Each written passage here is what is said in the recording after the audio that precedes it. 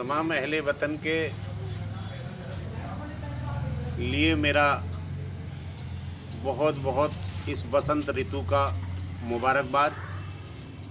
आज आपसे एक मौजू पर आपसे रूबरू हूँ और ये बात एक ज़माने से आपके बीच में रखना चाहता हूँ कि जिस वतन की हुकूमत इस बोर्ड से कायम होती हो, इस बोर्ड पे जिसकी बुनियाद रखी हो, आज उस बोर्ड के बारे में किसी भी वोटर से अगर हम बात करते हैं तो वो मौका तलाशता है कि चाहे गांव का इलेक्शन हो, शहर का इलेक्शन हो या चाहे पूरे राष्ट्र के लिए इलेक्शन हो, लेकिन सबके लिए वोट ही एक ऐसा अमल है जिसके बगैर ना गांव की हुकूमत का निज़ाम कायम हो सकता, ना शहर की हुकूमत का निज़ाम कायम हो सकता, ना फिर पर पूरे वतन का निज़ाम कायम हो सकता है।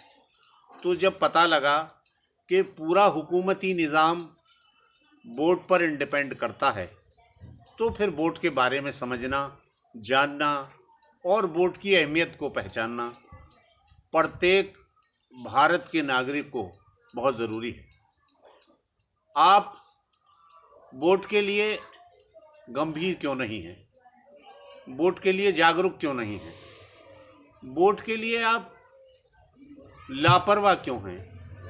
आप वोट को 4 कचौरी और 4 लड्डुओं में, 1 शराब की बोतल में, हत्ता के कहीं कहीं तो छोटे से एक पौए में, कहीं बिरयानी में वोट का इस्तेमाल एक वक्त से करते आ रहे हैं। खुर्शीद आलम आपसे हाथ जोड़कर गुजारिश करेगा कि आप अपने वोट के प्रति वफादार भी रहिएगा, गंभीर भी रहिएगा। आप ये भी समझिएगा कि तरह तरह की ग़िज़ा मिलती है इलेक्शन में, कहीं कबाब कहीं पूरियां भी होती हैं। वो वोट किसको दे? जो सभी का खाता हो। नमक हलाल की मजबूरियां भी होती हैं।